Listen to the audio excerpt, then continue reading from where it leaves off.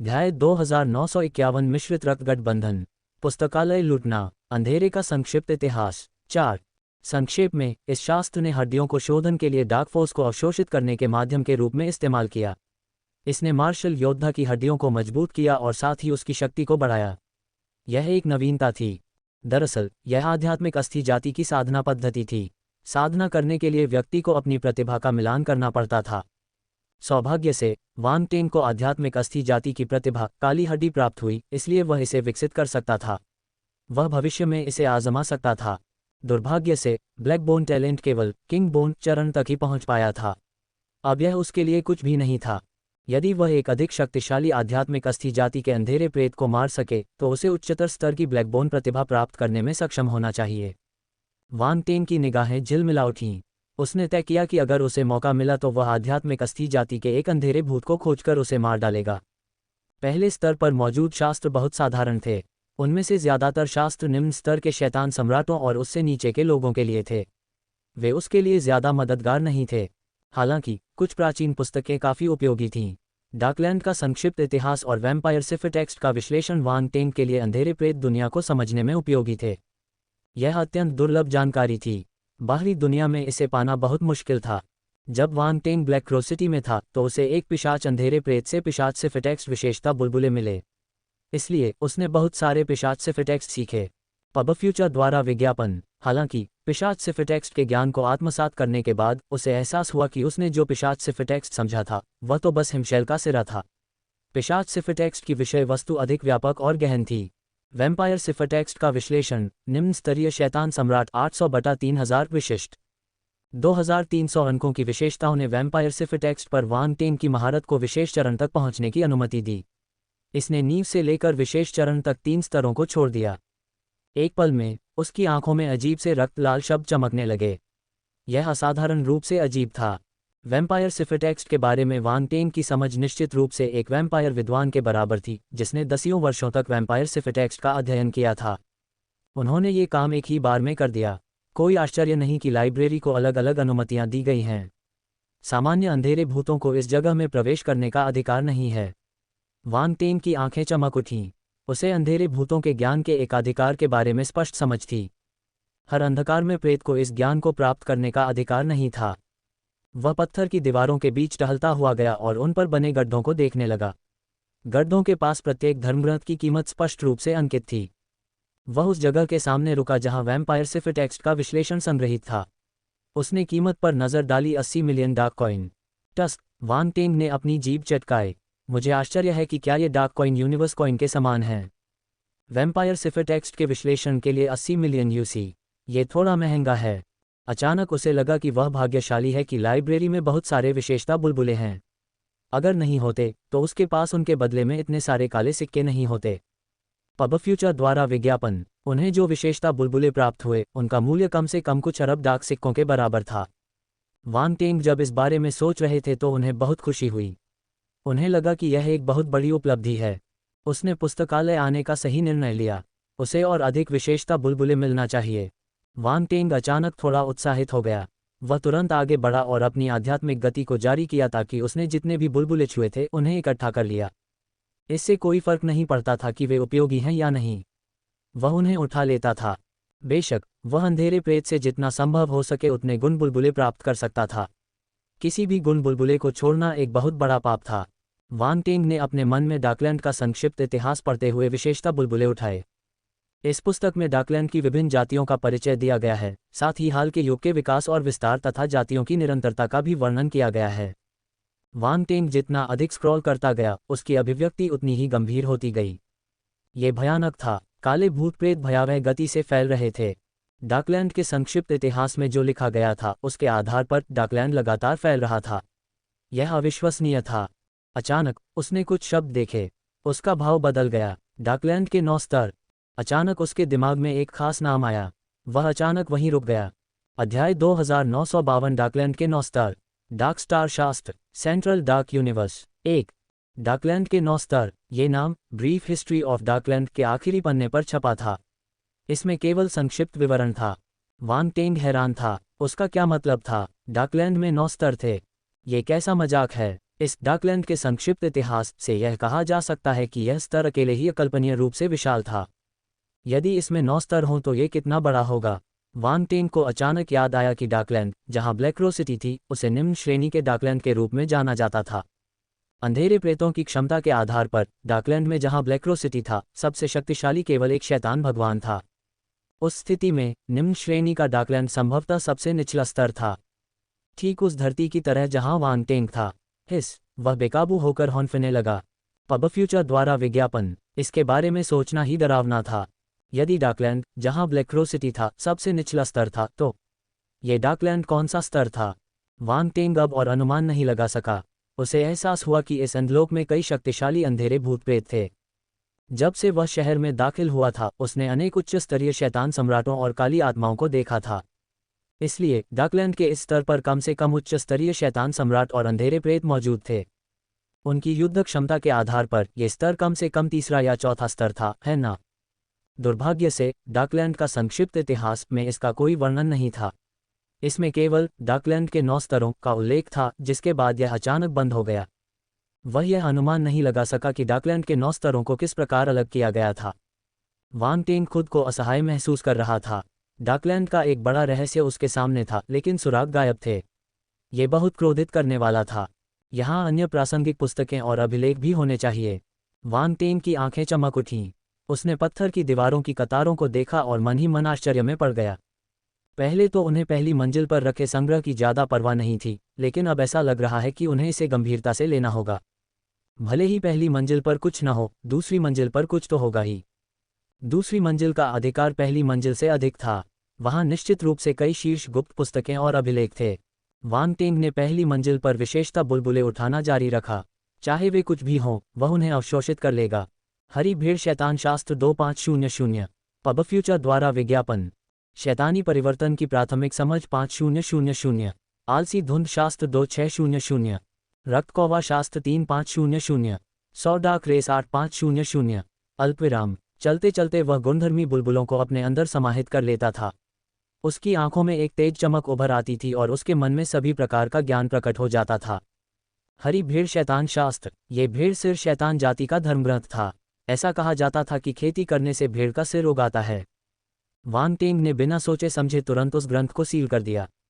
भेड़ सिर वाली शैतान जाति शक्तिशाली थी, लेकिन ये बदसूरत दिखती थी। यह उसके सौंदर्य स्वाद के अनुकूल नहीं था। पिशाच या शैतान कवच जाति जैसे अंधेरे प्रेत बेहतर थे। कम से कम वे उसकी उपस्थिति को प्रभावित नहीं करेंगे। इसके अलावा हाल ही में उसे जो नेदर गॉड रेस टैलेंट मिला था, वह भी बुरा नहीं था। ये किसी इंसान से अलग नहीं था। निम्न वंश के कुछ अधोलोक देवताओं के अंधेरे प्रेत के सिर पर सींग थे, लेकिन उच्च वंश के प्रेत के सिर पर सींग नहीं थे। वान टेंग को नेदर गॉड फिजिक टैलेंट मिला। ये नेदर गॉड रेस की सर्वोच्च प्रतिभा थी। इस तथ्य के अलावा कि उसके बाल बैंगनी हो जाते थे और उसके शरीर पर कुछ पैटर्न उगाते थे, वह किसी इंसान से अलग नहीं था। अगर मौका मिला तो वह खेलने के लिए नेदर गॉड रेस की नकली पहचान हासिल कर सकता है। Blood crow scripture, lazy mist scripture और कई अन्य शास्त्र। एक वैम्पायर जाति का था, जबकि दूसरा लेजी मिस्ट जाति का था। वान टेंग के पास पहले से ही कुछ बेहतर था, इसलिए ध्यान देने लायक कुछ भी नहीं था।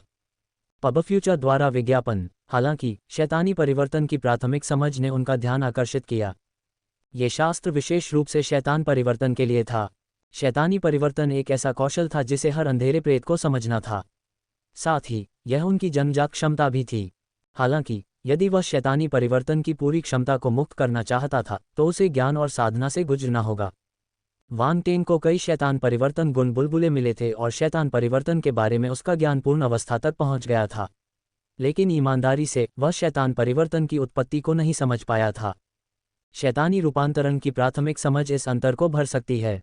यह एक अंधेरे प्रेत की रक्तरेखा की गहराई में अंधेरे शक्ति को उत्तेजित करेगा और अंधेरे में एक अवर्णनीय शक्ति के साथ प्रतिध्वनित होगा, जिससे एक अवर्णनीय परिवर्तन पैदा होगा।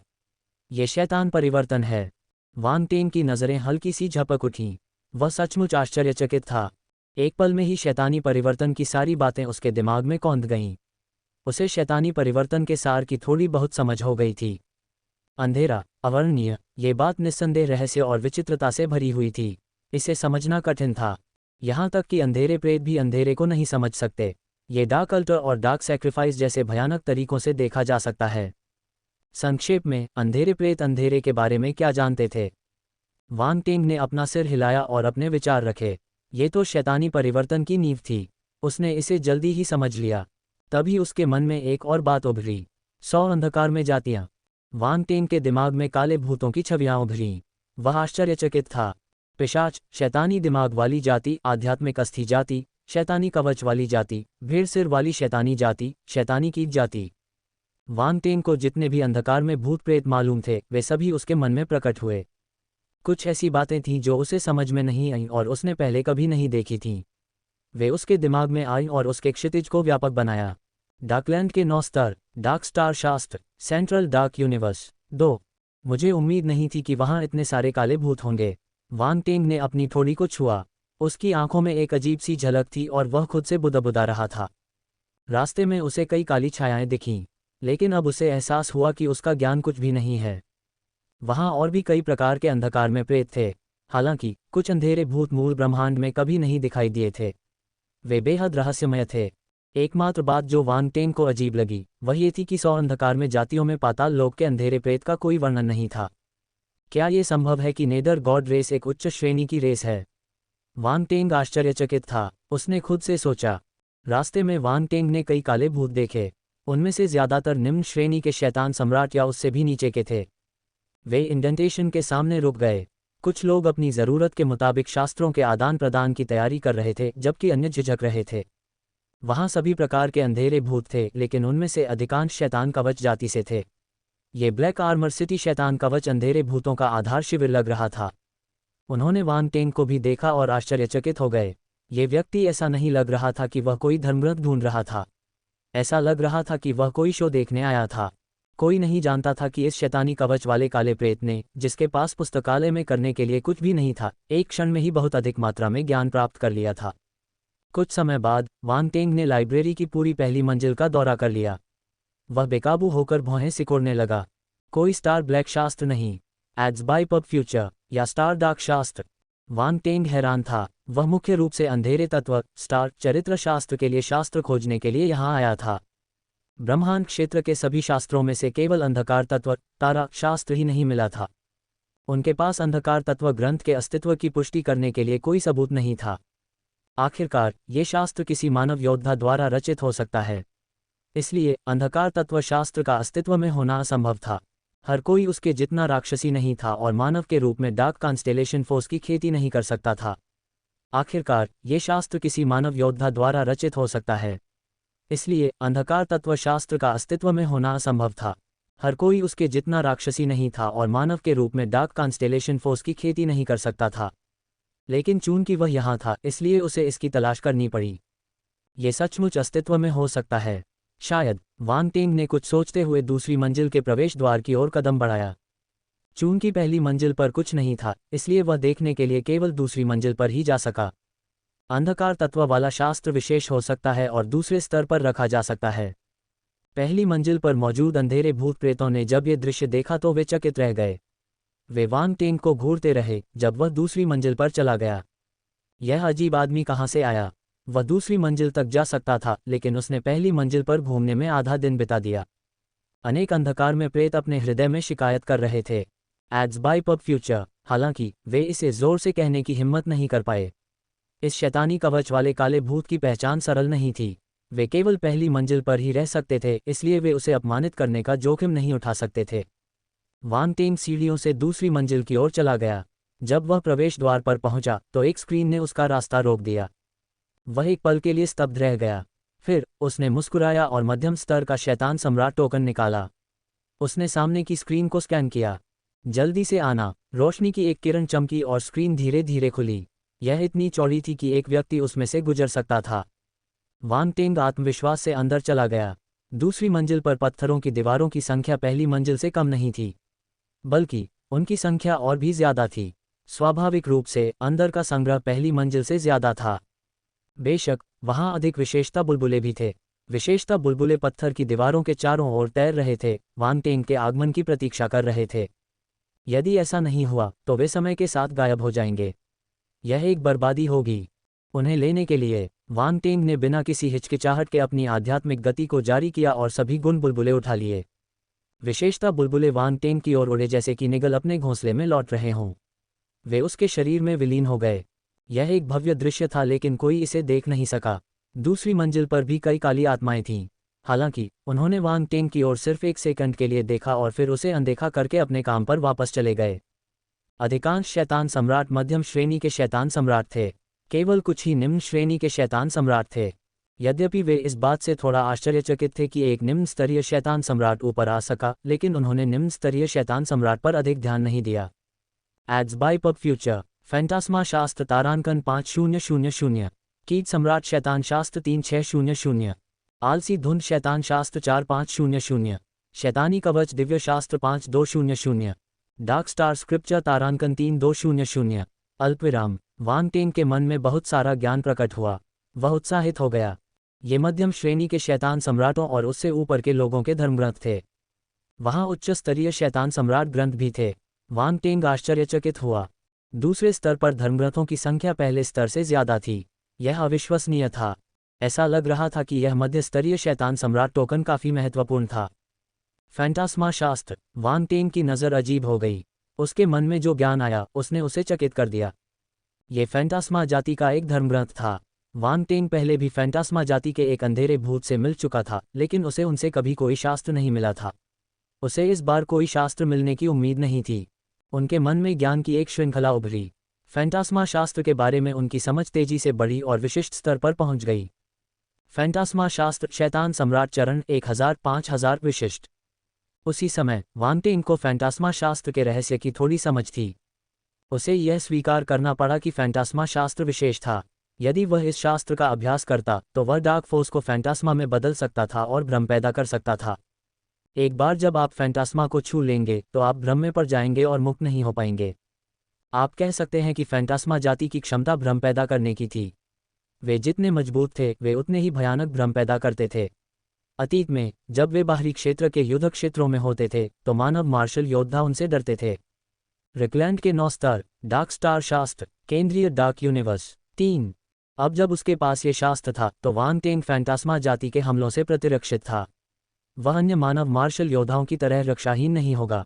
इस दृष्टिकोण से वांग टेंग के पास जितना अधिक कौशल होगा उसके लिए अंधेरे प्रेतों से निपटना उतना ही आसान होगा। दूसरों के लिए अंधेरे प्रेत से निपटना कठिन था, लेकिन वांग टेंग के लिए वे उतने डरावने नहीं थे। दरअसल उन्हें हमेशा ऐसा लगता था कि ये काली छायाएं मानव योद्धाओं के समान होती हैं। बेशक वह ये बात खुलकर नहीं कहेंगे। यदि नहीं तो ऐसा लगेगा कि वह शेखी बघार रहा था। अगला था दूसरा गुण बुलबुले कीट सम्राट शैतान शास्त्र। ये शास्त्र शैतान कीट जाति का था। यह एक अंधकार में प्रेत था जिससे वह अतीत में मिला था। इसके अलावा शैतान पतंगे के अंधेरे प्रेत में जहर की शक्ति थी। अन्य अंधेरे प्रेतों में ये क्षमता नहीं थी। मौत सम्राट शैतान शास्त्र शैतान सम्राट स्तर 2600/3000 अच्छी तरह से वाकिफ। 3600 अंकों की विशेषताओं ने वांग टेंग को इस शास्त्र को समझने और अच्छी तरह से जानने की अवस्था तक पहुंचने में मदद की। हालांकि यह फैंटास्मा शास्त्र जितना अच्छा नहीं था, फिर भी यह बुरा नहीं था। Ads by pub future. Wang Teng ने संतोष में सिर हिलाया। यह शास्त्र एक शाही स्तर का शास्त्र था जो शैतान मौत जाति के लिए अद्वितीय था। इसे विकसित करने के बाद डार्क फोर्स में जहर की एक झलक दिखाई देती थी। इससे निपटना मुश्किल था। वांग टेंग के पास विश्व प्रतिभा थी, इसलिए वह इस शास्त्र की भी साधना कर सकता था। इसमें कोई संदेह नहीं कि यह एक और अच्छी उपलब्धि थी। लेजी मिस्ट डेविल स्क्रिप्चर और डेविल आर्मर डिवाइन स्क्रिप्चर दोनों ही शैतान सम्राट के शास्त्र थे जो वांग टेंग के पास थे। विशेषता बुलबुले उठाने के बाद उनकी उन पर पकड़ बढ़ गई। आलसी धुंध शैतान शास्त्र शैतान सम्राट चरण 1500-5000 विशेष। शैतान कवच दिव्य शास्त्र शैतान सम्राट चरण 3200/5000 विशेष। वांग टेंग बहुत खुश हुए। यह एक सुखद आश्चर्य था। उन्हें उम्मीद नहीं थी कि दोनों शास्त्रों में महारत हासिल करने के बाद वे विशेषज्ञता के स्तर पर पहुंच जाएंगे। वह अपने मन में ज्ञान को आत्मसात करता रहा। अचानक वह स्तब्ध रह गया। डार्क स्टार शास्त्र। वांग टेंग की आंखों में एक तेज चमक दिखाई दी। उसे लगा जैसे उसने कुछ बहुत ही महत्वपूर्ण चीज देख ली है। उसके चेहरे का भाव थोड़ा बदल गया और वह गंभीर हो गया। फिर उसने अपनी आंखें बंद कर लीं और विचार करने लगा। सांस। कुछ देर बाद उसने धीरे से अपनी आंखें खोलीं और एक हल्की आह भरी। उसके होठों के कोने अनियंत्रित रूप से ऊपर उठ गए। यह पाया एड्स बाय पब फ्यूचर। जैसी की उम्मीद थी, डार्कलैंड में एक अंधकार में तत्व स्टार स्क्रिप्चर मौजूद था। ये स्टार ब्लैक स्क्रिप्चर या स्टार डार्कनेस स्क्रिप्चर नहीं था। ये डार्क स्टार स्क्रिप्चर था। इस डार्क स्टार शास्त्र के ज्ञान से यह बताना कठिन नहीं था कि यह वांग टेंग को प्राप्त स्टार फॉर्मूला शास्त्र से जुड़ा था। और भी खास बात यह है कि वे एक ही श्रृंखला से थे। मानव शरीर के एक्यूपंक्चर बिंदुओं सहित सभी मार्ग एक दूसरे पर प्रतिक्रिया करते थे। इस समय वांग टेंग के दिमाग में एक अजीब छवि उभरी। 11 आकृतियां एक साथ प्रकट हुईं। इन आकृतियों पर अलग अलग शास्त्र और एक्यूपंक्चर बिंदु देखे जा सकते थे। वे अलग अलग थे लेकिन उनमें एक संबंध था। अगले ही पल वांग टेंग ने अपने विचार बदले और 11 आकृतियां एक दूसरे पर चढ़ गईं। मानव शरीर का एक बड़ा और जटिल नक्शा दिखाई दिया। ये ब्रह्मांड के नक्शे जैसा था। मेरिडियन और एक्यूपंक्चर बिंदु पूरे शरीर को कवर करते थे, जिससे एक जटिल और रहस्यमय प्रणाली बनती थी। हालांकि ये सिस्टम अभी भी प्राथमिक अवस्था में था। अभी भी कई हिस्से ऐसे थे जिन्हें जोड़ा नहीं जा सका था। ये पूरी तरह से तैयार नहीं था। उनको एक साथ मिलाने के लिए ओवरलैपिंग पर्याप्त नहीं थी। अन्यथा स्टार फॉर्मूला शास्त्र के रचनाकारों ने शास्त्रों को एक साथ मिला दिया होता। वे बिखरे नहीं होते और स्वतंत्र रूप से अस्तित्व में रहते। Ads by pub future. लेकिन वांग टेंग के लिए ये काफ़ी था। एक प्रोटोटाइप ही उनका काफ़ी समय बचाने के लिए पर्याप्त था। इसके अलावा उसने पहले से ही अपना खुद का अराजकता नक्षत्र शास्त्र बना लिया था जो ब्रह्मांड के मंच तक पहुंच सकता था। उसके पास पहले से ही एक आधार था। अब उसे बस इस आधार का उपयोग अध्ययन और निष्कर्ष जारी रखने के लिए करना था। कठिनाई कई गुना कम हो गई थी। वह शीघ्र ही स्वर्गलोक तक पहुंचने में सक्षम हो जाएगा। अच्छा, वांग टेंग ने अपनी आंखें खोलीं। उसके दिमाग में मानव आकृति की जटिल रूपरेखा गायब हो गई और उसके चेहरे पर अचानक आश्चर्य की झलक उभर आई। स्वर्ग उन लोगों की मदद करता है जो प्रतीक्षा करते हैं। अंत में उन्होंने सभी ब्रह्मांड चरण स्टार फॉर्मूला शास्त्रों को पाया। कितना कठिन सफर है, वांग टेंग ने मन ही मन विलाप किया। उसने मुस्कुराकर अपना सिर हिलाया। फिर उसने इस बारे में सोचना बंद कर दिया और दूसरी मंजिल पर टहलना जारी रखा। अब जबकि उसे dark element star formula scripture मिल गया था तो वांग टेंग का मुख्य उद्देश्य पूरा हो गया था। हालांकि उसके पास अभी भी एक दूसरा उद्देश्य था। वह डार्कलैंड के बारे में जानकारी ढूंढ रहा था। उसने एक एक करके विशेषता बुलबुले को अवशोषित किया। कुछ डार्कलैंड शास्त्र और क्लासिक्स थे। हालांकि ये शास्त्र वांग टेंग के लिए बहुत मददगार नहीं थे। उसने उन्हें अस्थायी रूप से रखा और उन पर ज़्यादा ध्यान नहीं दिया। जहाँ तक शास्त्रों की बात है तो उनमें से ज़्यादातर अंधकार में प्रेत कथा वाले शास्त्र थे जो उसे मालूम थे। पहले कुछ के अलावा कुछ भी नया नहीं था। आखिरकार ये शैतानी कवच और अंधेरे भूतों का शहर था। अन्य शक्तिशाली अंधेरे भूतों के शास्त्र यहाँ नहीं रखे जाएंगे। धीरे धीरे समय बीतता गया। आधे दिन बाद वांग टेंग सीढ़ियों से नीचे उतरकर चला गया। पुस्तकालय के संरक्षक वे वांग टेंग की हरकतों से हैरान थे। यह आदमी आधे दिन तक घूमता रहा लेकिन उसने कुछ भी नहीं बदला। क्या वह खेल रहा था? लाइब्रेरी के सबसे ऊपरी हिस्से में बैठे अभिभावक एक दूसरे को देख रहे थे। उनकी आंखों के कोने बेकाबू होकर फड़क रहे थे। ये छोटा बच्चा किस परिवार से है? एक बूढ़ी आवाज शैतानी कवच वाले काले भूत से आई। उसका नाम जस्टिन है। मुझे लगता है कि वह किसी दूसरी जगह से आया है। वह मेरे ब्लैक आर्मर सिटी से नहीं है, एक अन्य शैतान कवच वाले काले प्रेत ने कहा। यह स्पष्ट था कि जब से वांग टेंग ने पुस्तकालय में कदम रखा था तब से अभिभावकों ने टोकन के माध्यम से उसकी जानकारी प्राप्त कर ली थी। कोई बात नहीं, वह तो बस एक निम्न स्तरीय शैतान सम्राट है। अगर उसने किसी चीज़ के बदले में कुछ नहीं लिया तो कोई बात नहीं। इसमें हैरान होने की कोई बात नहीं है। अंत में संरक्षकों को कुछ समझ नहीं आया। उन्होंने अपना सिर हिलाया और फिर से अपनी आंखें बंद कर लीं, चुपचाप इस प्राचीन पुस्तकालय की रखवाली करते रहे। महोदय, पुस्तकालय के प्रवेश द्वार पर वेरा ने वांग टेंग को बाहर आते देखा और उसका आदरपूर्वक अभिवादन किया। चलो चलें, वांग टेंग ने सिर हिलाया और वेरा के साथ चला गया। वे दोनों जल्दी से गाकस के महल में वापस आ गए। उन्होंने वही उड़ने वाली कार ली और वेरा ने सवारी का खर्च भी उठाया। वेरा ने अपनी आंखें घुमाईं। इस शैतानी कवच वाले काले प्रेत का दर्जा इतना भी कम नहीं होना चाहिए, है न? वह इतना छोटा सा किराया भी नहीं दे सकता था, या वह उसे धोखा दे रहा था। लेकिन चाहे जो भी हो, वह विरोध नहीं कर सकती थी। वह मना नहीं कर सकती थी। वेरा को लगा कि भविष्य में उसके लिए कोई आशा नहीं है। दरवाजे पर पहरा दो, अगर गकस आए तो मुझे खबर देना, वांग टेंग ने उसे निर्देश दिया। जैसे ही वह अपने कमरे में प्रवेश करने वाला था, वह अचानक रुक गया। Ads by pub future. ठीक है, मैं उससे तुम्हें मांग लूंगा। अब से तुम मेरे पीछे आ सकते हो। हाँ सर, वेरा ने भावशून्यता से उत्तर दिया। वह मूल रूप से गकस की गुलाम नहीं थी। वह किसी चैनल के जरिए चुपके से अंदर आई थी, लेकिन अब वह अपनी आज़ादी खो चुकी थी। वांग टेंग ने उसके विचारों को अनदेखा कर दिया। यह मिश्रित रक्त उसके जादू के तहत बच नहीं पाएगा। शहर के राजा का बेटा अभी भी ठीक हो रहा था। वांग टेंग ने उसे परेशान नहीं किया और अकेले अपने कमरे में वापस चला गया। उसने दरवाज़ा बंद किया और लाइब्रेरी की इस यात्रा से मिली अपनी उपलब्धियों को गिना। वह पहले से ही जानता था कि डाकलैंड के 9 स्तर क्या थे।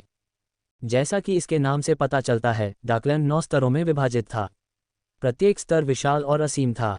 ऐसा कहा जाता है कि डाकलैंड के 9 स्तर तब बने जब केंद्रीय डाकलैंड ने अन्य ब्रह्मांडों को निगल लिया।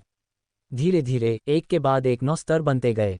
वे एक दूसरे से जुड़ गए और स्वतंत्र हो गए। ये तरीका भयावह था। डार्क यूनिवर्स क्या था? ये खुद को मजबूत बनाने के लिए दूसरे ब्रह्मांडों को निगल सकता था। यह अविश्वसनीय था। वांग टेंग को जो जानकारी मिली उसमें सेंट्रल डार्क यूनिवर्स का कोई विवरण नहीं था। चाहे उसने कितनी भी मेहनत की, उसे लाइब्रेरी की दूसरी मंजिल पर कोई प्रासंगिक जानकारी नहीं मिली। इस प्रकार उन्होंने हार मान ली। ईमानदारी से कहें तो वांग टेंग को यह खबर पचाने में काफ़ी समय लगा। डाकलैंड का आकार आश्चर्यजनक था। अगर मानव मार्शल योद्धाओं को डाकलैंड की सच्चाई पता चल जाए तो वे क्या सोचेंगे? वांग टेंग को पता नहीं था। हालांकि उन्हें लगा कि इस खबर को जारी न करना ही बेहतर है। उन्हें बस उच्च अधिकारियों को बताना है। साधारण मार्शल योद्धाओं के लिए बहुत अधिक जानना अच्छा नहीं था। Ads by pub future. पहले तो वांग टेंग को समझ में नहीं आया कि ये शक्तिशाली मार्शल योद्धा उसे रहस्य में क्यों रखना चाहते थे और अपने रहस्य क्यों छिपाना चाहते थे। अब उसे समझ में आ गया। उसे भी ऐसा ही महसूस हुआ। बेहतर है कि उनके बड़े होने और एक निश्चित मानसिक स्थिति प्राप्त करने का इंतजार किया जाए। फिर वे धीरे धीरे दुनिया की सच्चाई से रूबरू होंगे। उन पर इसका असर कम होगा। अगर डाकलैंड के बारे में खबर फैलती है तो यह निश्चित रूप से कई मानव मार्शल योद्धाओं पर अकल्पनीय प्रभाव डालेगा। यह उनकी मार्शल आर्ट की भावना को नष्ट कर सकता है। बेहतर है कि उनके बड़े होने और एक निश्चित मानसिक स्थिति प्राप्त करने का इंतजार किया जाए। फिर वे धीरे धीरे दुनिया की सच्चाई से रूबरू होंगे। उन पर इसका असर कम होगा। वांग टेंग ने शांत होने के लिए गहरी सांस ली। डाकलैंड बहुत बड़ा और अजीबोगरीब था। हालांकि उसे विश्वास था कि वह अंधेरे भूतों को हराने का कोई रास्ता खोज सकता है। प्रकाश और अंधकार सदैव एक दूसरे के विरोधी पक्ष रहे हैं। जहां अंधकार था वहां प्रकाश होना चाहिए। अंधेरा ही क्यों था, ये समझ में नहीं आया। वैसे भी वांग टेंग ने कभी भी शाश्वत अंधकार में विश्वास नहीं किया। ये बकवास था। इसके अलावा मानव जाति के पास एक दुर्जय मार्शल योद्धा था जो समय और अंतरिक्ष में यात्रा कर सकता था। चूंकि वह मनुष्य स्वर्ग को चुनौती देने वाला ऐसा काम करने में सक्षम था, इसलिए उसके पास शायद कुछ और ही योजनाएं होंगी। अब उसे ज्यादा सोचने की जरूरत नहीं थी। उसे कदम दर कदम आगे बढ़ना था, एक मजबूत योद्धा बनना था और मार्शल आर्ट के शिखर पर खड़ा होना था। तभी उसे कुछ भी बदलने का अधिकार होगा। 3 दिन बाद गकुस अंततः एकांत से बाहर आया और वांग टेंग की तलाश में आया। मेरे अच्छे भाई, 3 दिन हो गए, क्या तुम्हें मेरी याद आई? जब गाकस ने देखा कि वांग टेंग दरवाज़ा खोल रहा है तो उसने उत्साह से अपनी बाहें फैला दीं। वह उसे गले लगाना चाहता था। वांग टेंग ने एक कदम पीछे हटकर उसे टाल दिया। उसने भावशून्यता से उसे देखा और कहा, मुझे पुरुष पसंद नहीं है। Ads by pub future. खांसी। गकस ने अजीब तरीके से अपनी बाहें फैलाईं। उसने अजीब तरीके से खांसते हुए कहा, मुझे भी पुरुष पसंद नहीं है। कृपया गलतफहमी न पालें। यह अच्छी बात है, वांग टेंग ने शांति से कहा। ऐसा लगता है कि आप पूरी तरह से ठीक हो गए हैं।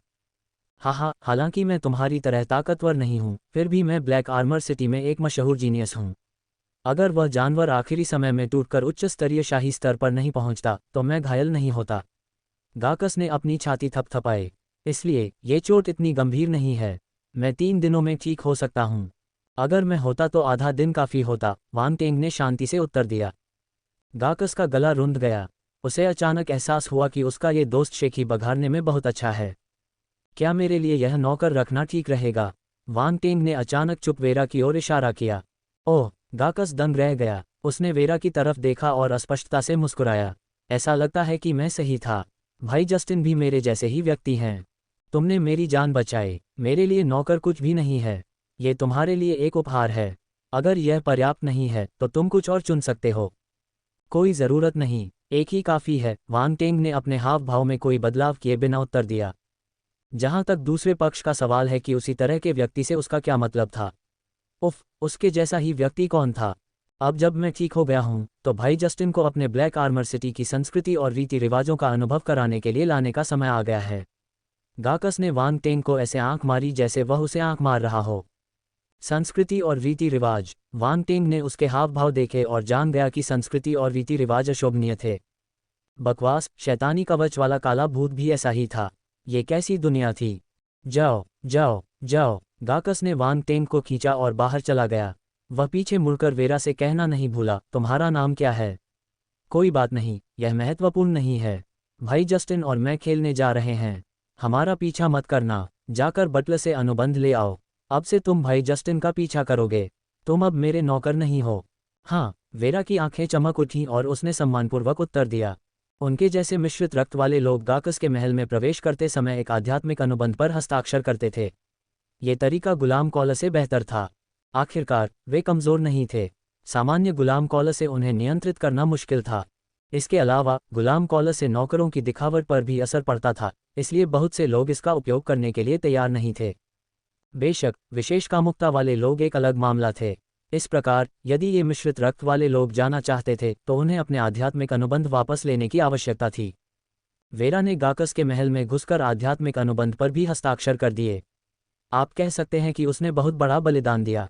अगर गलती से उसकी पहचान उजागर हो जाती तो वह निश्चित रूप से मर जाती। उसके बचने की कोई संभावना नहीं थी।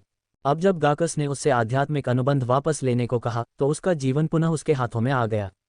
आकर्षक घर, आकर्षक संतुष्टि दौड़ की निकोला। जटिल स्थिति। एक चार्म हाउस में। नाम से ही उसे पता चल गया कि यह कोई उचित स्थान नहीं है। वांग टेंग को गाकस ने जबरदस्ती यहाँ खींच लिया था। वह ब्लैक आर्मर सिटी की संस्कृति और रीति रिवाज देखना चाहता था। पहले तो उसने प्रस्ताव ठुकरा दिया, लेकिन जब वह आया, मम्मा, ये तो कमाल हो गया। ये सचमुच सुगंधित था। चार्म हाउस में एक मादक सुगंध थी। ये हर जगह थी। जैसे ही वे अंदर दाखिल हुए ये सभी मेहमानों की नाक में समा गई। अरे बाप रे! वांग टेंग को लगा कि उसका दिल तेजी से धड़क रहा है। उसके दिल की गहराइयों से एक तीव्र इच्छा उभरी। उसने गहरी सांस ली। जैसे ही उसने अपनी इस इच्छा को बलपूर्वक दबाया उसके मन में सुनहरी रोशनी चमक उठी। जब उसने चार्म हाउस को दोबारा देखा तो उसके मन में भय व्याप्त हो गया। हालांकि इसका असर बहुत कम था और इससे उसे कोई नुकसान नहीं पहुंचा, लेकिन उसके दिल की इच्छाएं बाहर निकल गईं। उसने लगभग नियंत्रण खो दिया था। ये शक्ति भयावह थी। पब फ्यूचर द्वारा विज्ञापन। कोई आश्चर्य नहीं कि गाकस इस जगह को भूल नहीं पाया। उसकी आत्मा इतनी मजबूत नहीं थी, इसलिए वह आसानी से इसकी आदी हो गई। वांग टेंग को आश्चर्य हुआ कि यह सुगंध क्या है। वांग टेंग ने आंखें सिकोड़ लीं। वह गाकस के पीछे पीछे आकर्षण कार्यशाला में चला गया, मानो वह किसी दुर्जय दुश्मन का सामना कर रहा हो। ये शैतान का अड्डा था। बाहर से देखने पर चार्म हाउस एक अनोखी इमारत की तरह लग रहा था। ये गहरे लाल रंग का था और इस पर अजीबोगरीब पैटर्न बिखरे हुए थे। इमारत में हर तरह की खिड़कियां थीं। अलग अलग जातियों की कई काली प्रेत जैसी महिलाएं बाहर मेहमानों के साथ छेड़खानी कर रही थीं। वे बेहद आकर्षक थीं। वांग टेंग ने उसकी ओर देखा और एक बार फिर चौंका। उसका छोटा भाई बेचैन हो रहा था। उसने उसे बलपूर्वक दबा दिया। कितना डरावना, कितना डरावना! वह इस जगह से बहुत डरता था। सौभाग्य से जब उसने खिड़की पर एक गुलाबी कंकाल को मधुर स्वर में चिल्लाते देखा तो वह सिहर उठा। उसकी निगाहें साफ हो गईं और उसकी सारी बेचैनी गायब हो गई। वह सचमुच गुलाबी कंकाल था। ईमानदारी से कहूं तो एक सामान्य आदमी के लिए कंकाल के बारे में सोचना कठिन था। वांग टेंग की अभिव्यक्ति अजीब हो गई। उसने पहले ही गाकस से आध्यात्मिक अस्थि जाति के बारे में सुना था, लेकिन इसके बारे में सुनना और इसे देखना दो अलग अलग बातें थीं।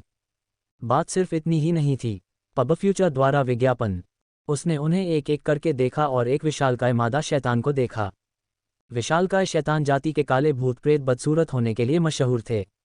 यहाँ तक कि महिला काले भूत प्रेत भी ऐसे ही थे। ये समझना मुश्किल था कि वे अंधेरे प्रेत क्या सोच रहे थे। कोई ऐसा क्यों चाहेगा? वहाँ भेड़ के सिर वाली शैतान जाति की काली प्रेतात्माएं भी थीं। क्या आप कल्पना कर सकते हैं कि भेड़ के सिर और उभरी हुई मांसपेशियों वाली एक महिला काली छाया आपको अपनी ओर आकर्षित करने के लिए आपके साथ छेड़खानी कर रही है? उसकी छाती के सामने सचमुच मांस की दो बड़ी गेंदें थीं। यदि ऐसा नहीं होता तो वांग टेंग यह नहीं बता पाता कि यह मादा है। ये सिर्फ वही था जो वांग टेंग जानता था। ऐसी कई अन्य अंधेरी भूत प्रेत जातियां थीं जिनके बारे में वह नहीं जानता था। यह एक आंखों में गड़ने वाली बात थी। शैतानों ने बेतहाशा नृत्य किया। वांग टेंग ने जो दृश्य देखा उसका वर्णन करने के लिए यही एकमात्र अभिव्यक्ति थी। ये बहुत वास्तविक था। उसने तुरंत अपनी नज़र दूसरी ओर घुमा ली। कुछ काले भूत प्रेत जर्जर दिख रहे थे जबकि अन्य अच्छे दिख रहे थे। पिशाचों की काली छायाएं बहुत सुंदर थीं। वे एक मीठी और मोहक आभा बिखेरती थीं और वे सभी बहुत सुंदर थीं। उनमें से कोई भी बदसूरत नहीं थी। हाँ, ये कौन सी जाति है? वांग टेंग ने अचानक धीरे से कहा। उसकी नज़र एक अजीब काले भूत पर पड़ी। पब फ्यूचर द्वारा विज्ञापन। भाई जस्टिन, क्या आपको शैतान पतंगा जाति की सुंदरियां पसंद हैं? गाकस उन सुंदरियों की तलाश कर रहा था जो उसे चाहिए थीं। जब उसने वांग टेंग की नज़र शैतान पतंगे की काली छायाओं पर पड़ी तो वह मुस्कुराए बिना नहीं रह सका। शैतान पतंगा दौड़। वांग टेंग दंग रह गया। उसने पहले भी शैतान पतंगे के काले भूत देखे थे, लेकिन वे ऐसे नहीं दिखते थे। क्या नर और मादा में बहुत बड़ा अंतर था। उसके सामने शैतानी पतंगे की काली छाया वाली सुंदरता वास्तव में एक सुंदरता थी। वह किसी इंसान से अलग नहीं दिख रही थी। वह आकर्षक, सुंदर और कामुक थी। उसके शरीर पर नर्म मांस निचोड़ा हुआ लग रहा था। इससे लोगों को उसे रगड़ने की इच्छा हुई।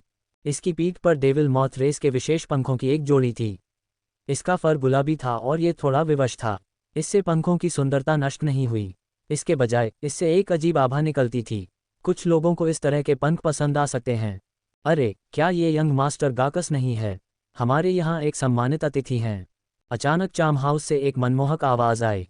जैसे ही वे अंदर दाखिल हुए, उन्होंने देखा कि एक लंबी बैंगनी पोशाक पहने एक आकर्षक महिला उनका स्वागत कर रही थी। ये तो रिसेप्शनिस्ट थी। वांग टेंग ने अपनी भौहें उठाईं। वह चकित था। इस महिला का रूप उन सभी पिशाच महिला अंधेरे प्रेत से भी अधिक आश्चर्यजनक था जिन्हें उसने देखा था। दूसरे पक्ष का चेहरा बहुत सुंदर था। कोई भी उसमें कोई कमी नहीं निकाल सकता था। वह जैद के एक बेहतरीन टुकड़े की तरह थी। उसकी त्वचा गहरे बैंगनी रंग की थी और बाल लंबे चांदी जैसे सफ़ेद थे। वह सामान्य काली प्रेतों से बिल्कुल अलग थी। उसके चेहरे पर पिशाचों जैसा पीलापन नहीं था और न ही शैतानी पतंगों के विशेष पंख थे। कुल मिलाकर वह एक इंसान की तरह दिखती थी। हालांकि इस महिला काली प्रेत की आभा मंत्रमुग्ध कर देने वाली थी। जो कोई भी उसे देखता या उसके करीब जाता, वह उस पर झपटना चाहता। उसकी आंखें, उसका शरीर और उसकी हर हरकत लोगों को बेहद मोहक एहसास देती थी। ये क्षमता सरल नहीं थी।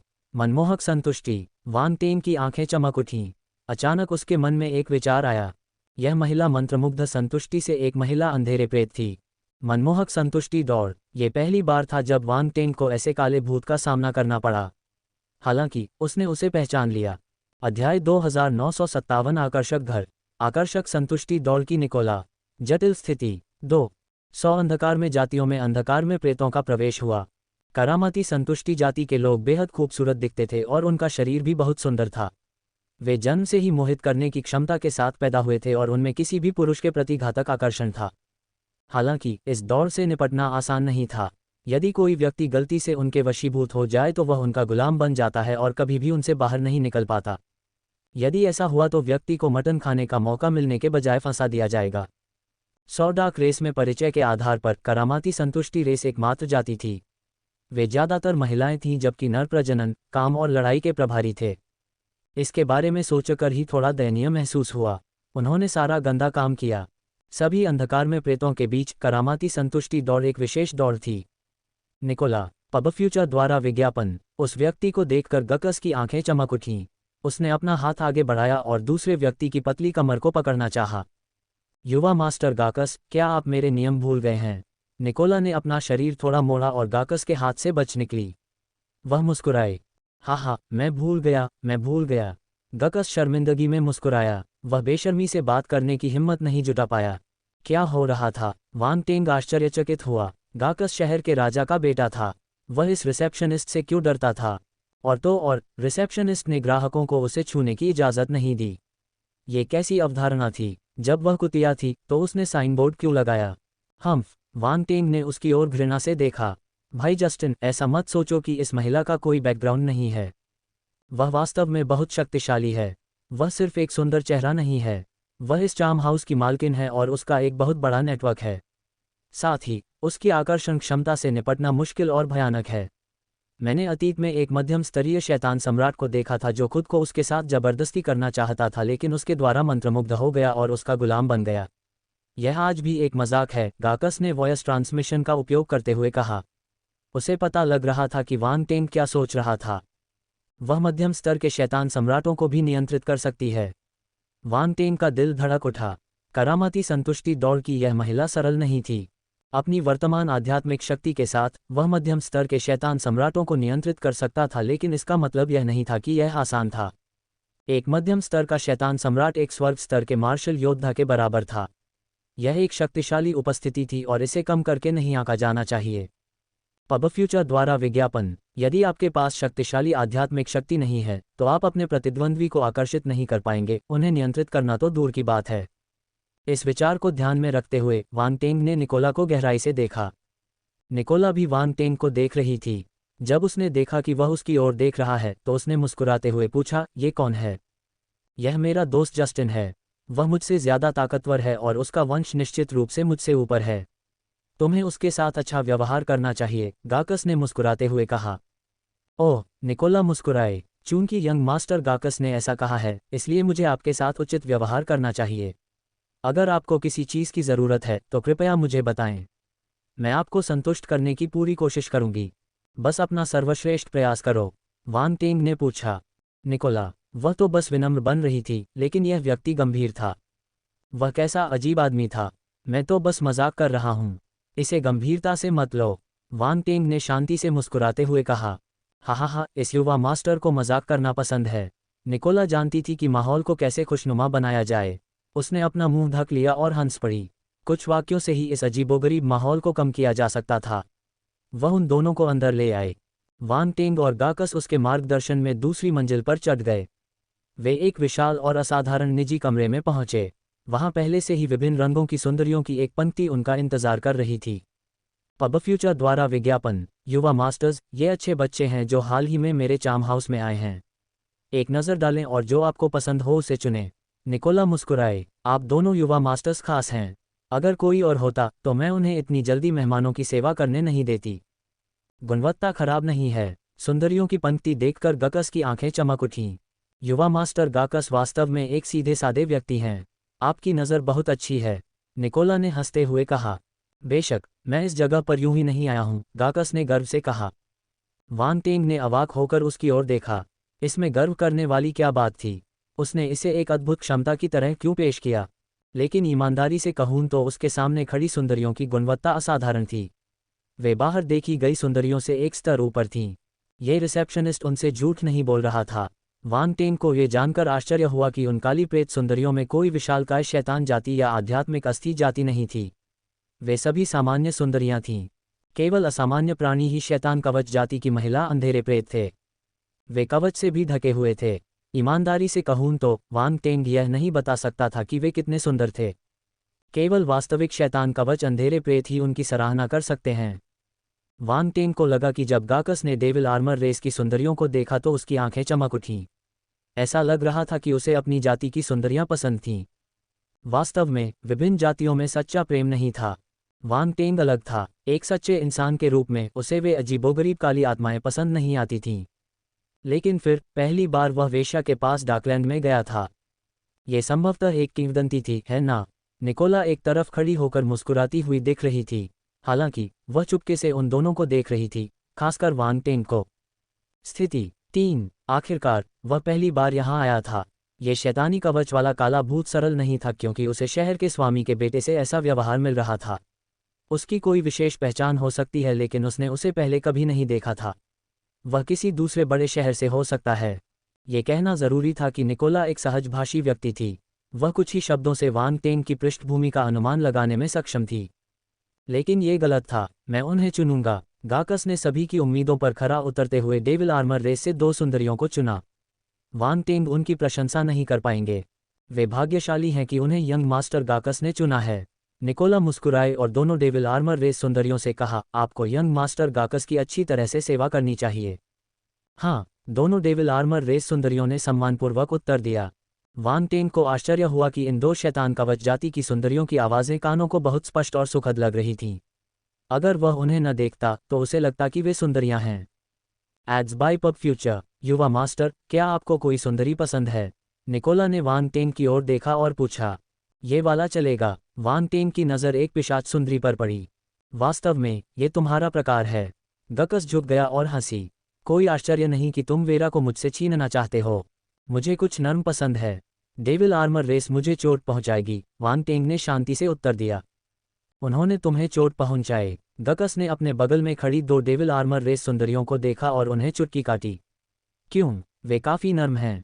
वान टेंग को समझ में नहीं आया कि क्या कहे। उसे उम्मीद नहीं थी कि डेविल आर्मर रेस का एक खास अंग नर्म होगा। यह एक आंख खोलने वाली बात थी। लेकिन इस समय उसे जिद्दी ही रहना पड़ा। मौन। गाकूस के होठों के कोने फड़क उठे। उसने वान टेंग को अंगूठा दिखाया और कहा, मैं आश्वस्त हूं। इसलिए उसने पिशाच महिला को पकड़ लिया और उसे विकृत कर दिया। पिशाच महिला डर से चिल्लाए। Ads by pub future, Wang Teng ने कहा, मैं इसे नरमी कहता हूँ। मौन, गाकुस के होठों के कोने फड़क उठे। उसने वांग टेंग को अंगूठा दिखाया और कहा, मैं आश्वस्त हूँ। हा, ये युवा मास्टर वाकई दिलचस्प है। मैंने बहुत समय से ऐसा दिलचस्प व्यक्ति नहीं देखा। निकोला ने अपना मुंह ढक लिया और हंस पड़ी। उसकी खूबसूरत आंखें वांग टेंग के इर्द गिर्द घूम रही थीं, मानो वह उसमें दिलचस्पी ले रही हो। क्या आप मुझे बेहतर ढंग से समझना चाहते हैं? वांग टेंग ने पूछा। कितना बेहतर? निकोला ने अनजान होने का नाटक किया। बेशक, तुम्हारे दिल में, वांग टेंग ने हंसते हुए कहा। अगर तुम मेरी ज़रूरतों को पूरा कर सकते हो तो मुझे तुम्हारे साथ गहराई से बातचीत करने में कोई आपत्ति नहीं है। निकोला ने मोहक मुस्कान दी और जाने के लिए मुड़ी। मज़े करो, मुझे दूसरे मेहमानों का ध्यान रखना है। मैं पहले चली जाऊंगी। यह महिला बहुत सुंदर है, गाकस ने उसकी ओर देखते हुए कहा। उसकी क्या आवश्यकताएं हैं? वांग टेंग ने उत्सुकता से पूछा। कुछ नहीं है, आपको बस उसी स्तर पर आत्मा साधना में उससे आगे निकलना है। गकस मुस्कुराया। क्या आप उसमें रुचि रखते हैं? वांग टेंग ने इनकार नहीं किया। उसने पूछा, उसकी क्षमता को देखते हुए, वह केवल एक मध्यम श्रेणी की शैतान सम्राट है। क्या कोई ऐसा नहीं है जो उसे हरा सके? एड्स बाय पब फ्यूचर, गाकस ने जवाब दिया, उसी स्तर पर कोई भी उसे हरा नहीं सका है। दिलचस्प है, वांग टेंग मुस्कुराया। यहाँ चार्म हाउस खोलने के लिए उसके पास एक शक्तिशाली पृष्ठभूमि होनी चाहिए, है ना? बिल्कुल नहीं। अतीत में कई शक्तिशाली मार्शल योद्धा इस पर विश्वास नहीं करते थे और यहाँ परेशानी पैदा करने के लिए आते थे। अंत में उन सभी का ख्याल रखा गया और बिना किसी निशान के गायब हो गए। मेरे पिता ने मुझे चेतावनी भी दी कि मैं उसे नाराज न करूं। अगर मैं ऐसा करता हूं तो वह मेरी रक्षा नहीं कर पाएंगे। गकस को डर था कि वांग टेंग गुस्से में कुछ ऐसा कर देगा जिसे बदला नहीं जा सकता, इसलिए उसने गंभीरता से समझाया। वांग टेंग ने गहरी सोच में सिर हिलाया। बेशक, अगर तुम इस जगह के मालिक को जीत सकते हो तो बहुत सारे लाभ होंगे। कम से कम हमारे ब्लैक आर्मर सिटी में तुम जो चाहो कर सकते हो। यहाँ तक कि मेरे पिता को भी तुम्हारे साथ विनम्रता से पेश आना होगा। गकस ने हंसते हुए कहा।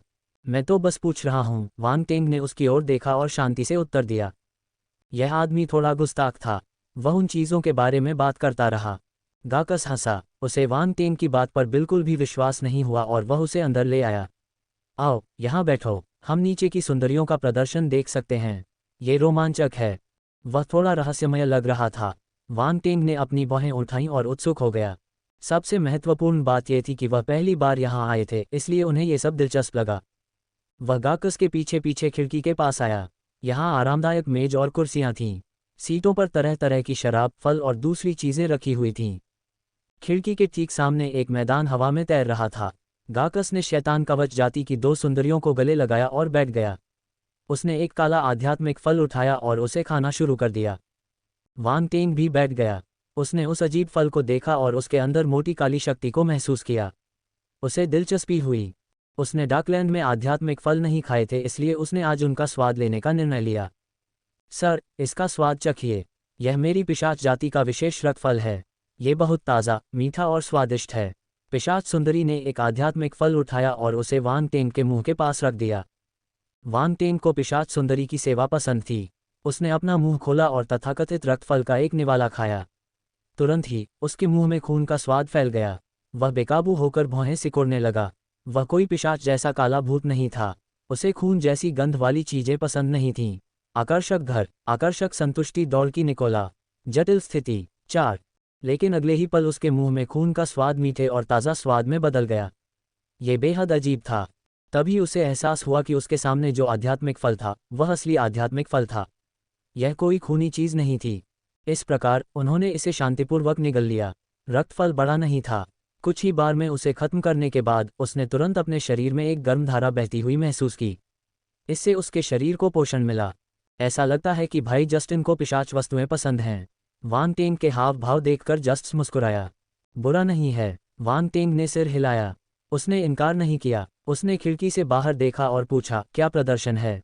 चलो इंतजार करते हैं। गकस मुस्कुराया। अचानक वह रुका और बोला, ये शुरू हो रहा है। लगता है हम सही समय पर आए हैं। विशालकाय शैतान जाति की एक सुंदरी और भेड़ सिर वाली शैतान जाति की एक सुंदरी अचानक अखाड़े में प्रकट हुई। उन्होंने बहुत पतले कपड़े पहने हुए थे जो केवल उनके शरीर के महत्वपूर्ण हिस्सों को ही ढक रहे थे। वे मैदान के बीच में एक दूसरे के सामने खड़े थे। उसी समय जयकारे की आवाज़ें सुनाई देने लगीं। वांग टेंग ने अखाड़े को देखा और पाया कि अखाड़े के चारों ओर ऐसी ही कई खिड़कियां थीं। वहाँ कई काली छायाएं थीं जो ये तमाशा देख रही थीं। सुंदरियों के बीच मुकाबला, क्या ये रोमांचक नहीं है? गाकस मुस्कुराया।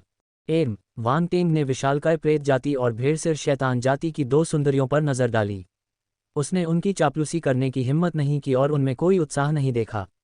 उसने लापरवाही से जवाब दिया, बुरा नहीं है न? टकराना। इसी समय एक धीमी सी आवाज सुनाई दी। अखाड़े में उपस्थित 2 अंधेरे प्रेत एक दूसरे की ओर बढ़े और भयंकर लड़ाई शुरू कर दी। Ads by pub future. हालांकि गाकस बेहद उत्साहित था। उसे विशाल शैतान जाति की काली प्रेत पसंद थी और वह उसके लिए जयकार करता रहा। उसे मार दो, उसे मार दो, उस भेड़ के सिर वाली काली प्रेत को मार दो। उसी क्षण वान टेंग को लगा कि उसकी आंखें नष्ट हो जाएंगी। यह क्या बदतमीजी है? ये बहुत परेशान करने वाला था। वह इसे देख नहीं सकता था। हालांकि गाकस बेहद उत्साहित था। उसे विशाल शैतान जाति की काली प्रेत पसंद थी और वह उसके लिए जयकार करता रहा। उसे मार दो, उसे मार दो, उस भेड़ के सिर वाली काली प्रेत को मार दो। शो देख रहे अंधेरे भूत भी उत्साहित थे। वे भूतों की तरह चिल्ला रहे थे और भेड़ियों की तरह चीख रहे थे। वान टेंग को ऐसा लग रहा था मानो वह किसी भूमिगत मुक्केबाजी के मैदान में आ गया हो। वान टेंग को अब समझ में नहीं आ रहा था कि क्या कहे। लेकिन कुछ समय बाद उनकी धारणा बदल गई।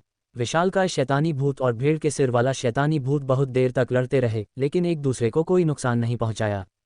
दरअसल वे सिर्फ ग्राहकों को दिखाने के लिए लड़ रहे थे। वे वास्तव में लड़ नहीं रहे थे। वे नीचे चले गए और एक और जोड़ी काली प्रेतात्माएं ऊपर आ गईं। इस बार यह एक पिशाच काला भूत और एक शैतान पतंगा काला भूत था। वे दोनों कामुक और मोहक सुंदरियां थीं। उन्होंने ज्यादा कपड़े नहीं पहने थे और जब वे थोड़ा हिलती थीं तो उनकी गोरी त्वचा फीकी दिखाई देती थी। वान टेंग का एड्रेनालाइन आसमान छू रहा था। उसका दिल तेजी से धड़क रहा था। उसे समझ में आ रहा था कि एक काली छाया बनना कितना मजेदार है। बकवास, कितना भ्रष्ट और दुष्ट। जैसा कि अंधेरे प्रेतों से उम्मीद थी। नहीं, उसे उन्हें फटकारना होगा। वान टेंग ने अखाड़े की ओर देखते हुए अपनी आंखें चौड़ी कर लीं। 2 काली प्रेत सुंदरियां लड़ने लगीं। वे वास्तव में एक दूसरे से जूझ रही थीं। शारीरिक संपर्क और क्रूर शारीरिक युद्ध। ये बेहद दुष्ट था। आह, कितना अभद्र। भाई जस्टिन, आपको कैसा लग रहा है? गाकस ने मुस्कुराते हुए पूछा। Ads by pub future. खांसी। वान टेंग ने अजीब तरह से खांसते हुए कहा। अच्छा, बहुत अच्छा। हा, मुझे पता था कि तुम्हें ये पसंद आएगा। गाकस खुशी से मुस्कुराया जैसे उसे कोई विश्वासपात्र मिल गया हो। बेवकूफ काले भूत, वान टेंग ने अपने दिल में उपहास किया। हालांकि सतह पर उसने दिखावा किया कि वह उसी तरह का व्यक्ति था। फिर उसने पूछा, ओह ठीक है, मेरे पास आपके लिए एक सवाल है। क्या तुम जानते हो कि डाकलैंड के पहले स्तर पर कैसे जाना है? वान टेंग ने अपना कप उठाया और एक घूंट लिया। ऐसा लग रहा था कि वह लापरवाही से पूछ रहा था। क्या सवाल है? पूछो। गाकस ने शराब पीते हुए हाथ हिलाया। क्या तुम जानते हो कि डाकलैंड के पहले स्तर पर कैसे जाना है? वान टेंग ने अपना कप उठाया और एक घूंट लिया। ऐसा लग रहा था कि वह लापरवाही से पूछ रहा था। डाकलैंड का पहला स्तर। गाकस दंग रह गया। उसने पूछा, तुम वहां क्यों जा रहे हो? ये हमारे लिए बहुत उजाड़ है। ये केवल हमारी खेती को प्रभावित करेगा। मेरे पास एक मिशन है, वान टेंग ने शांति से उत्तर दिया। ऐसा लगता है कि तुम वाकई अनुभवहीन हो। गाकस ने अपना सिर हिलाया। डाकलैंड के पहले स्तर पर जाना आसान नहीं है। हमारे स्तर से पहले स्तर तक पहुंचने के लिए तुम्हें शहर के स्वामी को व्यक्तिगत रूप से टेलीपोर्टेशन सरणी सक्रिय करने की आवश्यकता है। हालांकि ये लिखा है कि सामान्य लोगों को अपनी इच्छा से डाकलैंड को पार करने की अनुमति नहीं है। एक शक्तिशाली उपस्थिति आसानी से निचले क्षेत्र में भारी बदलाव ला सकती है। ओह, ऐसा भी कोई नियम है? वान टेंग ने पलकें झपकाईं। वह आश्चर्यचकित था। पहले तो उसने सोचा कि यह काम आसान होगा। आखिर अपनी योग्यता के साथ डाकलैंड के पहले स्तर पर जाना कोई बड़ी बात नहीं थी। उसे उम्मीद नहीं थी कि वह आसानी से डाकलैंड के स्तरों को पार नहीं कर पाएगा। सौभाग्य से आपने मुझसे पूछा। यदि आपने अन्य लोगों से पूछा होता तो शायद उन्हें इसके बारे में पता नहीं होता, गाकस ने कहा। मुझे बताने के लिए धन्यवाद। वान टेंग मुस्कुराया। कुछ नहीं है, ये तो बस एक छोटी सी बात है। गाकस ने हाथ हिलाया। उसे बिल्कुल भी बुरा नहीं लगा। फिर उसने भौहें सिकोड़ी और आगे कहा, लेकिन तुमने कहा था कि तुम्हारा एक मिशन है। यह मुश्किल है, शायद मैं भी तुम्हारी मदद न कर सकूं। वान टेंग चुप हो गया। शहर के राजा का बेटा भी कुछ नहीं कर सकता था। ये थोड़ी परेशानी वाली बात थी। तुमने मेरी जान बचाई, मुझे तुम्हारी मदद करनी चाहिए, लेकिन यह वास्तव में मेरे अधिकार से बाहर है, गाकस ने अजीब तरीके से कहा। आपको ऐसा करने की जरूरत नहीं है। मैंने आपको लापरवाही से बचा लिया, वान टेंग ने उसकी ओर देखा और शांति से जवाब दिया। एड्स बाय पब फ्यूचर, उसका अधिकार मुझसे ज़्यादा होना चाहिए, यहाँ तक कि मेरे पिता भी उससे डरते हैं।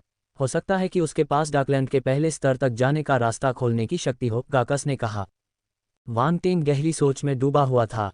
पहले तो उसने निकोला का दिल जीतने की योजना नहीं बनाई थी, लेकिन अब उसे लग रहा था कि उसे और ज़्यादा प्रयास करने की ज़रूरत है। ये बर्बाद, अगर आप इस छोटे से मामले को भी नहीं संभाल सकते तो इसका क्या फ़ायदा है। लेकिन एक रास्ता है। गाकस एक पल के लिए झिझका, फिर उसने कहा, क्या तुम्हें याद है कि मैंने तुम्हें पहले क्या बताया था? क्या? वान टेंग ने आश्चर्य से पूछा। गाकस ने कहा, निकोला एक महत्वपूर्ण बिंदु हो सकता है। उसके बारे में? वान टेंग दंग रह गया। उसने भौहें सिकोड़ते हुए पूछा, क्या तुम्हें यकीन है? उसका अधिकार मुझसे ज़्यादा होना चाहिए, यहाँ तक कि मेरे पिता भी उससे डरते हैं। हो सकता है कि उसके पास डाकलैंड के पहले स्तर तक जाने का रास्ता खोलने की शक्ति हो, गाकस ने कहा। वान टेंग गहरी सोच में डूबा हुआ था।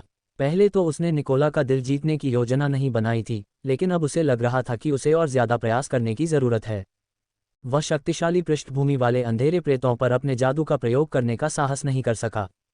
आखिरकार यह अंधेरे भूतों का हुनर था।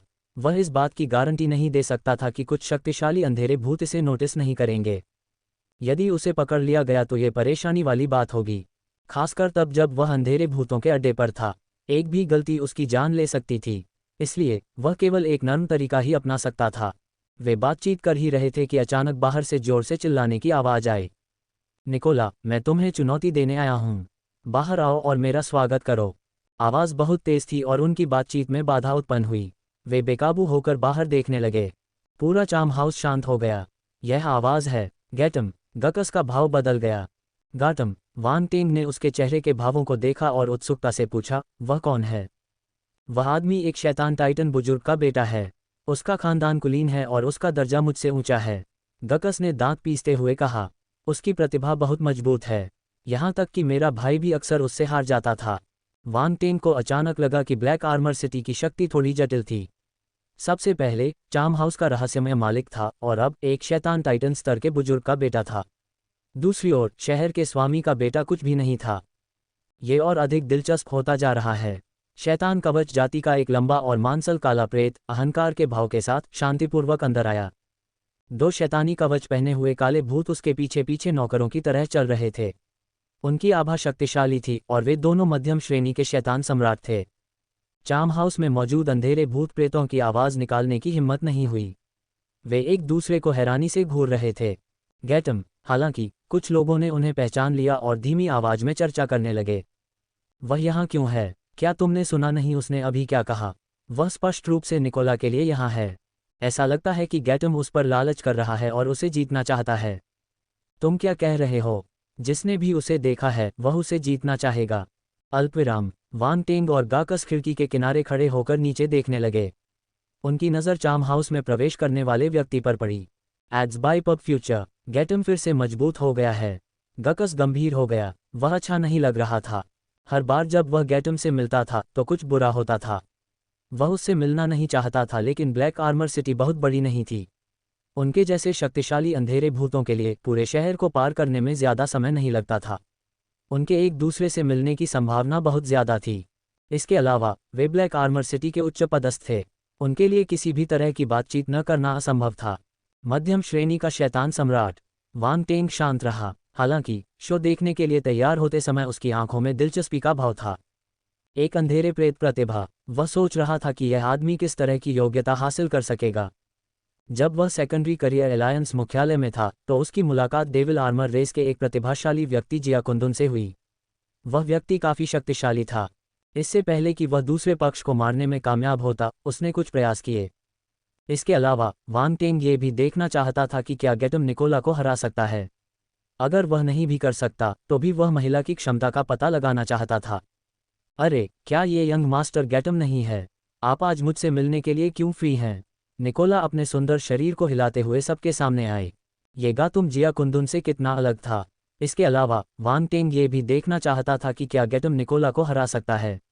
अगर वह नहीं भी कर सकता तो भी वह महिला की क्षमता का पता लगाना चाहता था। अरे, क्या ये यंग मास्टर गैटम नहीं है? आप आज मुझसे मिलने के लिए क्यों फ्री हैं? निकोला अपने सुंदर शरीर को हिलाते हुए सबके सामने आए। क्या तुम मेरी चुनौती के लिए तैयार हो? गैटम ने अपने सामने खड़ी सुंदरता को देखा और अपनी लाल आंखें झपकाईं। Ads by pub future. ऐसा लगता है कि यंग मास्टर गैटम बहुत आश्वस्त हैं। निकोला मुस्कुराए। ऐसी स्थिति में कृपया मैदान में प्रवेश करें। ठीक है। गैटम ने बिना समय बर्बाद किए हवा में उठकर तैरते हुए मैदान की ओर उड़ान भरी। दोनों महिला काली प्रेतात्माएं जो लड़ने की तैयारी कर रही थीं, बिना किसी शिकायत के सम्मानपूर्वक पीछे हट गईं। निकोला मुस्कुराए। उसने अपने पैरों की उंगलियों को हल्के से जमीन पर पटका और अपने नाजुक शरीर को थोड़ा हिलाया। वह अखाड़े में आई और गैटम के सामने खड़ी हो गई। गैटम की पुतलियां थोड़ी सिकुड़ गईं जब उसने दूसरे पक्ष को गंभीरता से देखा। हाँ, वांग टेंग ने धीरे से कहा। उसने आश्चर्य से निकोला को देखा। उसकी गति धीमी नहीं थी। जैसी कि उम्मीद थी, यह महिला काली प्रेतात्मा उतनी सरल नहीं थी जितनी वह दिख रही थी। ये शुरू हो रहा है, गाकस ने कहा। अचानक ही चारों ओर शांति छा गई। हर कोई इस दृश्य को बड़ी दिलचस्पी से देख रहा था। चार्म हाउस में आने वाले कई लोगों के मन में निकोला के बारे में कुछ विचार थे, लेकिन बहुत कम लोगों ने उसे चुनौती देने का साहस किया। निकोला की प्रतिष्ठा सिर्फ उनकी खूबसूरती के कारण नहीं थी। उन्होंने इसे बार बार प्रतिद्वंद्वियों को हराकर अर्जित किया था। अगर वे निकोला से हार जाते तो कोई बात नहीं थी। मुख्य बात यह थी कि जो भी हार जाता उसे निकोला से खेलने के लिए तैयार रहना चाहिए। Ads by pub future. ऐसा इसलिए था क्योंकि निकोला की विशेषज्ञता आकर्षण और नियंत्रण में थी। एक बार जब वह हारने वालों को नियंत्रित कर लेती थी, तो कोई नहीं जानता था कि वह क्या करेगी। वह उन लोगों पर कभी दया नहीं दिखाती जो उससे लालच करते हैं। इस प्रकार बहुत से लोग गैटम पर हंसना चाहते थे। कोई भी नहीं चाहता था कि वह जीत जाए। वे उसे पा तो नहीं पाएंगे, लेकिन वे उसे देख तो सकते हैं। अगर गैटम जीत गया तो वे उसे फिर कभी नहीं देख पाएंगे। सभी पुरुष स्वार्थी थे। अखाड़े में गैटम और निकोला ने कोई समय बर्बाद नहीं किया। लड़ाई पहले ही शुरू हो चुकी थी। धमाका। गैटम के शरीर से एक अदृश्य आभा निकल रही थी। निकोला की ओर बढ़ते हुए उसकी आंखों की लाल चमक और भी तेज हो गई, जिससे एक अजीब सी चमक निकल रही थी। ओह, आध्यात्मिक कौशल। वांग टेंग आश्चर्यचकित था। उसने उम्मीद नहीं की थी कि यह शैतानी कवच वाला काला भूत आध्यात्मिक कौशल में माहिर होगा। लेकिन ये समझ में आता था। निकोला को चुनौती देने का मतलब था कि उसे आत्मा के मामले में उसे हराना था। अन्य पहलुओं की कोई गिनती नहीं थी। गैटम निकोला को चुनौती देने आया था, इसलिए उसने यह बात समझ ली। युवा मास्टर गैटम का उत्साह वाकई बढ़ गया है। जब वह वहीं खड़ी थी तो उसकी आंखों में एक अजीब सी चमक चमक उठी। वह धीरे से मुस्कुराए और बोली, लेकिन अगर इतना ही है तो ये काफ़ी नहीं है। वह हिली नहीं, लेकिन लाल रंग की चमक उसके शरीर पर आ गई और उसे घेर लिया। हालांकि इसका उस पर कोई असर नहीं हुआ। निकोलस की आत्मा वास्तव में शक्तिशाली है, गाकस ने कहा। वांग टेंग ने गहरी सोच में सिर हिलाया। अगर किसी के पास शक्तिशाली आत्मा नहीं है तो वे गौतम के आध्यात्मिक आक्रमण का इतनी आसानी से विरोध नहीं कर पाएंगे। आत्मा के मामले में उसकी दृष्टि गकस से कमज़ोर नहीं थी। वह उन बारीकियों को भी देख सकता था जो गकस नहीं देख सकता था। निकोला की आध्यात्मिक शक्ति विशेष थी। ऐसा लगता था कि यह उसके शरीर की सतह से जुड़ी हुई थी, एक अदृश्य सुरक्षा कवच बना रही थी। अगर कोई इस ढाल को नहीं तोड़ सकता तो वह उसे प्रभावित नहीं कर पाएगा। इसमें कोई आश्चर्य नहीं कि निकोला की हर हरकत और हर नज़र आकर्षण से भरी हुई थी। यही कारण था